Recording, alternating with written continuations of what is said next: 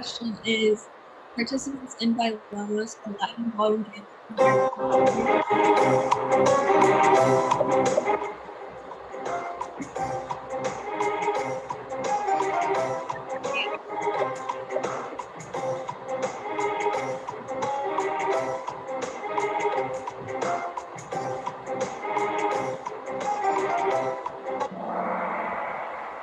Okay, so the correct answer was all of the above, and this study is actually one of the many other programs that have reported improvements in memory and focus through dance, especially in older populations, but also for all populations. It has a lot of benefits.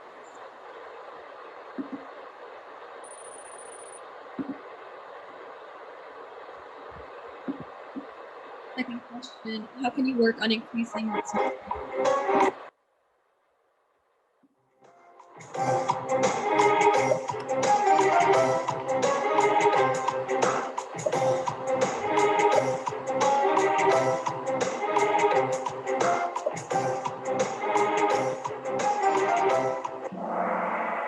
So the answer to this is actually holding the weights while you dance. So the other options like splitting the routine up or stretching or taking classes are about memory, or so splitting the routine up would help with memorizing it, or stretching would help with preventing injuries. But the question was more about muscle strength, and holding small weights while you are dancing has shown to increase muscle strength.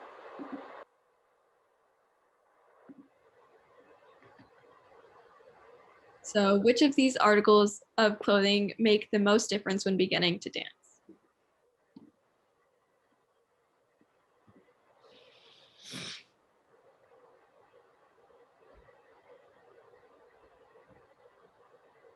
So shoes are actually the most important. People usually recommend not to wear jewelry, which no one picked that. And shirts and socks are important, but people use their feet the most when you dance, and you can see that through people using different types of shoes for different types of dance, like ballet shoes or tap shoes or tennis or hip hop shoes. So yeah, shoes are the most important. What's the best or most important way to warm up before dancing? You have jogging, stretching, jumping jacks, or jump rope.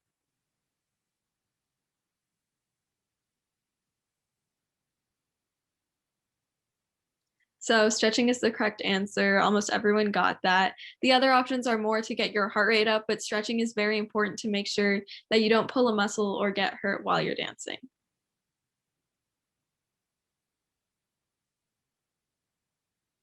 About how many calories does a 120-pound dancer burn during a ballet performance? This one's more of a random fun fact. Either you know or you can guess. So the answer was actually 1,000. And if you think about it, at this rate, a dance company of 100 dancers would burn 100,000 calories in only one performance, which is a lot.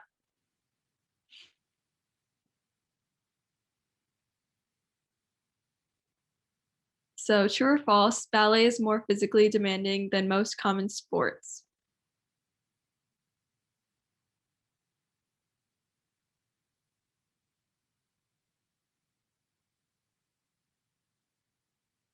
Yep, this is true.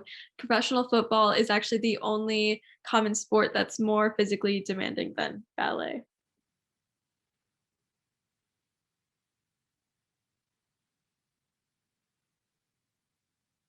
Dancers go through about how many pairs of shoes in their life?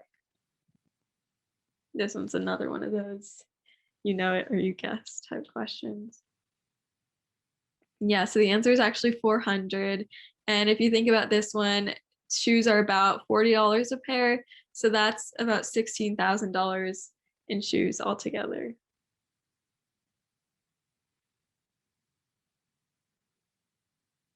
So dancers experience short bursts of serious cardiac activity followed by periods of rest or easier dancing. And approximately how long are these bursts?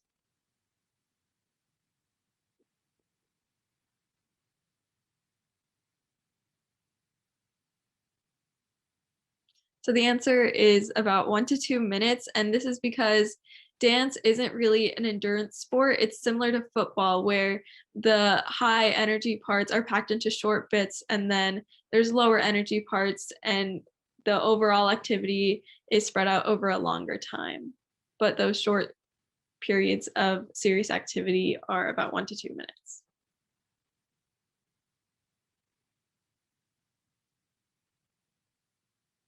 It's recommended that youth ages 6 to 17 should engage in how much moderate to vigorous daily exercise.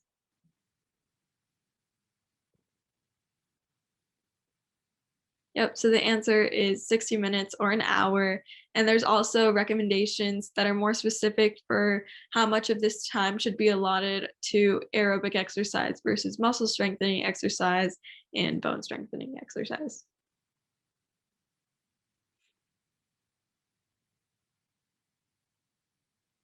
Regular physical activity helps what?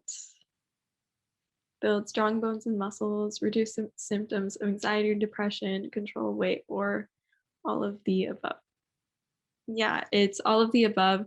It also helps reduce the risk of conditions like heart disease or cancer or diabetes, high blood pressure, and a lot more.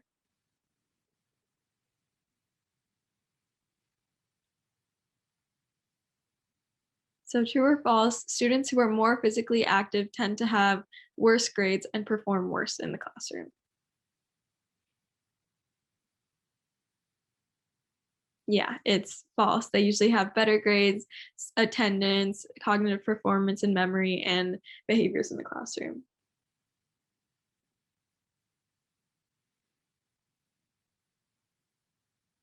So third place goes to A, second goes to Susan,